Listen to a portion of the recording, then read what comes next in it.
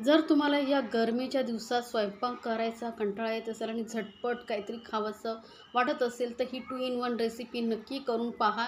इथे आपण हे बटाट्याचं कालवण केलं आहे, ज्यामुळे काय होतं, तर वेगळं कालवण किंवा भाजी असं बनवण्याची गरज पडत नाही. या एकाच कालवणबरोबर तुम्ही भात, पोळी वगैरे खाऊ शकता. खूप छान लागते. तर इथे बघा, मी इथे मध्यम आकाराचे बटाटे घेतलेले आहेत, 4 बटाटे घेतलेले आहेत. आता इथे मी 4 जणांच्या हिशोबाने बनवते. तर तुम्हाला जसं बनवायचं असेल, जेवढ्या लोकांसाठी त्याप्रमाणे तुम्ही बटाट्याचं प्रमाण इथे वाढवू शकता. बटाटे आता सोलून याचे आपल्याला पातळ छोट्या असे फोडी करून घ्यायचे. जास्त मोठ्या फोडी करायच्या नाही आहेत, लक्षात ठेवा. कारण आपण इथे कालवण बनवतो आहे, त्यासाठी ना छोट्या-छोट्या फोडीच करून घ्यायच्या आहेत.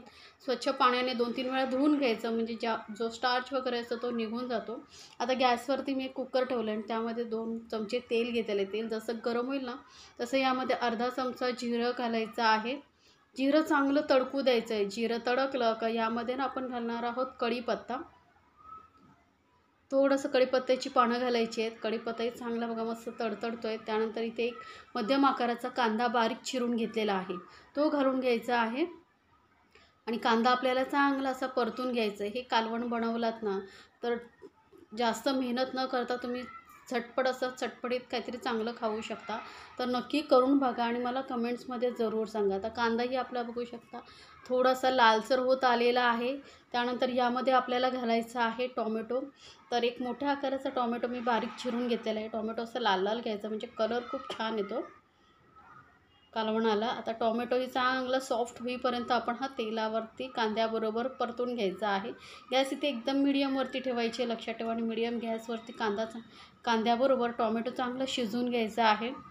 आता ही भाजी तुम्ही कढईमध्ये पण बनवू शकता, पण काय होतं, वेळही लागतो. आणि कालवण म्हटलं ना, की आतमध्ये जे साहित्य वापरणार ते चांगलं असं एकजीव झालं, शिजलं पाहिजे. त्यासाठी मी कुकरमध्ये लावते. आता मसाले घालतो आहे, तर पाव चमचा एवढा हळद घालते, 1 चमचा लाल मिरची पावडर घालते. तर तुम्हाला तिखट किती हवं आहे त्यानुसार तुम्ही लाल मिरचीचं प्रमाण कमी जास्त करू शकता.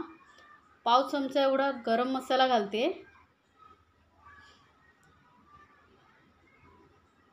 तर हे सर्व मसाले आपण या कांदा टोमॅटो बरोबर चांगले असं मस्त असं तेलामध्ये परतून घेणार आहोत. आता इथे घालायचं आपल्या भाजीला दाटसरपणा आणि टेस्ट येण्यासाठी 1 मोठा चमचा भरून कांदा खोबऱ्याचं वाटण. आता हे वाटण कसं बनवायचं, तर मी झटपट तुम्हाला याची रेसिपी सांगते. कुठल्याही ग्रेव्हीवाल्या भाजीमध्येही तुम्ही कांदा खोबऱ्याचं वाटण घातलात ना, खूप छान लागते चवीला. तर इथे तव्यावरती मी 2 चमचे तेल घेतले. त्यानंतर 2 मोठे आकाराचे कांदे आणि आलं आणि लसूण घेतलेले आहेत. हे वाटण बनवून तुम्ही ना फ्रीजमध्ये अगदी हप्ताभर स्टोअर करून ठेवू शकता, जास्त प्रमाणामध्ये बनवून. किंवा महिनाभर स्टोअर करायचं असेल तर त्यासाठी काय करायचं याची ही रेसिपी माझ्या चॅनलवरती आहे, ज्यांची लिंक मी डिस्क्रिप्शन बॉक्समध्ये देते, जिथे जाऊन तुम्ही पाहू शकता. कांदा थोडासा सॉफ्ट झाल्यानंतर यामध्ये मी थोडेसे कोथिंबीरच्या कांड्या घालते. असल्या तर घाला, नाही घातलं तरी चालते. चव खूप छान लागते. पटापट आपण कांद्याबरोबर